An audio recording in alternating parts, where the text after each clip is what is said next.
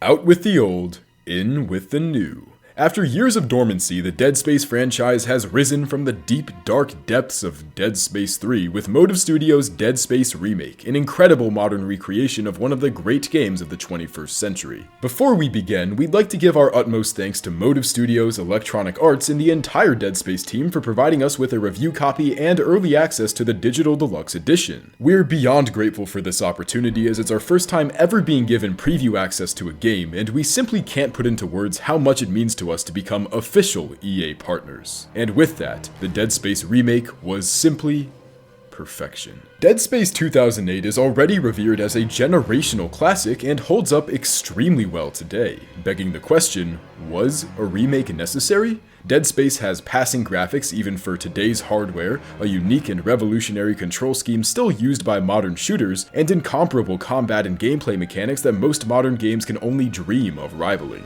While some argued no to a ground-up recreation, Motive Studios' Dead Space Remake proves otherwise, an all-around improvement on the 2008 original in every sense of the word. As a top-down remake, Dead Space is the same game in narrative, map structure, and base gameplay, but brings inherent changes separate from the original as compared to just being a graphical upgrade. The remake introduces a plethora of new mechanics on top of its incredible graphical fidelity, giving it a very strong sense of individuality, the most notable of which being the peeling system, a visual indicator of how much damage you've dealt to necromorphs, the integration of Dead Space 2's zero-G free-float mechanic, side missions, segmented fast travel, and changes to the primary and secondary fires of certain weapons. Unsurprisingly, all of these changes were nailed. Fantastic improvements that don't just make this remake feel different from the original, but better, with it being, in my opinion, the new, definitive version of Dead Space. However, while it's starting to trend that way, this isn't a game review, as you well know. Today, we're here to discuss the bosses, who were a definite improvement over Dead Space 2008's catalog and strong for a game not boss-centric. Before we dive in, make sure to check out our Discord server, Instagram, TikTok, and Patreon, all linked in the description below.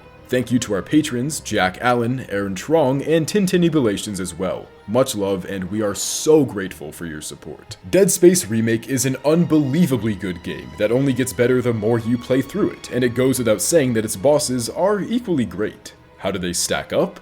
Let's find out.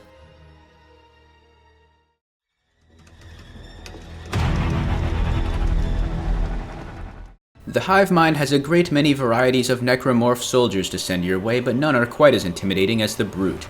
Ironically enough, despite two bosses in this game sharing names with famous Halo foes, the Brute works more like a hunter than the guy called the Hunter does. That is to say, the aim of the game is shooting him in the back till he keels over and croaks. I had been advised prior to my first playthrough of the game by Jack that stasis makes short work of Brutes, and this indeed held true in my experience. They are quickly relegated to mini-boss status, rendering their future appearances less impactful, especially if you know just how to dispatch them. That aside, it's still stressful as hell being chased by one of these things, even more so with the changes introduced in the remake. Brutes can now fire off projectiles and are completely invincible from the front, and they now have different attacks based on which limb you dismember first. And the original Brutes were just that, boneheaded clusters of gunk that run and punch till they tire out. Be it a Brute from 2008 or 2023, you still can't really look over your shoulder, but know they're about as quick as you are, so there's a decent chance that any attempt to check the distance between you will end in a sucker punch for half your health. They may not be difficult to kill, but if you end up out of ammo or get sloppy with your movement, they can turn the tide in the blink of an eye, just as an enemy of this nature should be able to. I have no harsh words for the Brute, which is cause for celebration and certainly a testament to this game's overall high quality.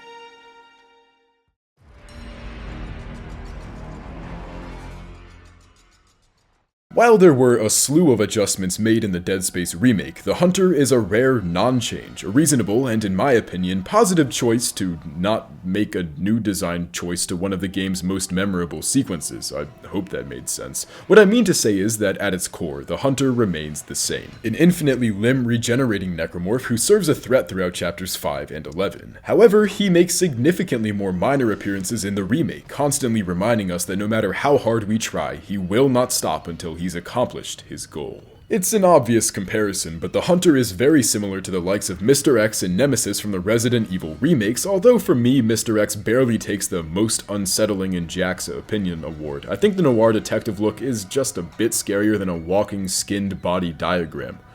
weird as it sounds. The Hunter, like the two tyrants fought in Raccoon City, is unkillable. No matter how many limbs you break off, he will grow them back, and in the remake at a much faster rate than before. He has the same melee-heavy moveset, but also has varying levels of aggression, based on his distance from you and whether or not you retaliate when he attacks. As well, his arc is still the same, first introduced alongside Dr. Mercer as his prized pet, then frozen in cryogenics, and eventually killed by jet engine at the midpoint of Chapter 11. Anyways, you may or may not have noticed that I'm referring to the Hunter as he.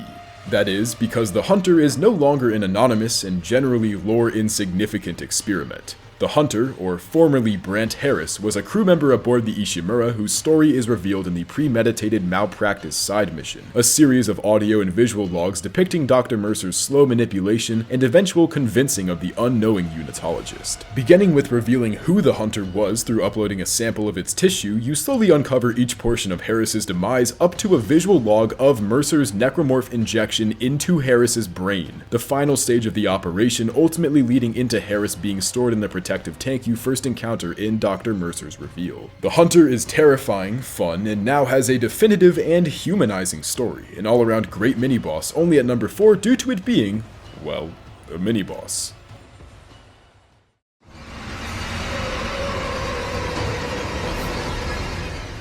As you can see from the transition, this is my favorite boss in the game, but it's worth noting here that this was actually my first full experience with a Dead Space game. As a result, I actually have no idea what the original fights were like beyond what I hear from Jack, who tells me that the original died in about half the time it takes to send him packing in the remake. While this fight does take a bit longer than it should, it's not enough of an issue for me to feel like it's an experience ruiner. The gameplay of the majority of the boss fights come down to shooting weak points and running around to avoid tentacle swipes, so the biggest variation in quality inevitably comes from spectacle the way I see it. This is where it wins out for me against the others despite a few nitpicks. Namely, I think the design is sort of uninteresting. Something more like the final boss of The Evil Within would have been more at home here. You'd already seen plenty of tentacles and gore blobs at this point, so you're kinda desensitized, and a standout design would have done it a favor. That stuff can't take away how cool it is to fight the guy controlling all the necromorphs, though. It's always great taking down the massive monolith behind the brain-dead horde. The thought of it makes me nostalgic for the time I spent responding to comments on my Metal Gear Rising boss ranking video way back when.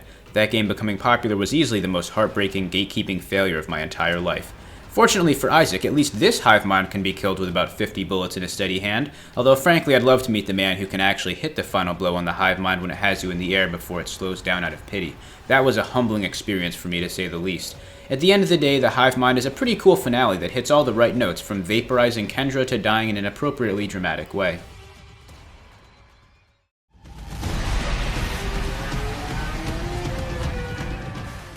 Yeah, the slug was a piece of fucking shit, no sugarcoating it. For the many millions who've played Dead Space 2008 and the many thousands who've now played the remake as well, there was a collective sigh of relief heard around the world when, at the end of Chapter 8, instead of finding a bastardly, crab-looking slug caving in the SOS beacon, there was instead the Leviathan Remnant, a segmented chunk of the since-executed Leviathan hanging onto the Ishimura for survival. While not a core mechanic, Dead Space Remake took a new, far more interactive approach to the ADS canon over what was essentially just arcade asteroids with a moving border in the original. Now, you need to fly towards the cannon, activate them, then manually aim and fire with your rig synced to the ADS system. The first puzzle was exceptionally fun and much better than in the original game, and using this mechanic as the main form of combat in a boss fight was a stroke of genius. The Leviathan Remnant has 3 bulbous wounds conveniently aligned with the 3 remaining ADS cannons. After syncing to the cannons, you fire away at the Remnant while it fights back with stabs from its tentacles up until you burst the outer protective shell,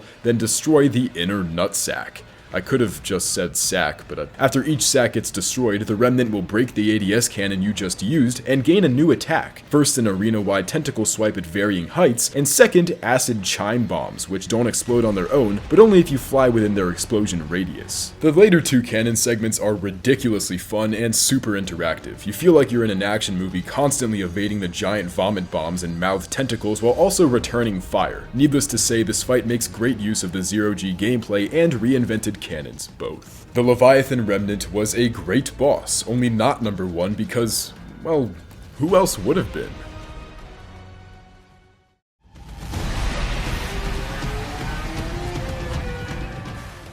Ah, the Leviathan. Not to name any names, but this thing sure reminds me of a certain high school English teacher I once had whose last name rhymes with bus. I sure hope one of our real-life buddies decides to watch this one so somebody gets that.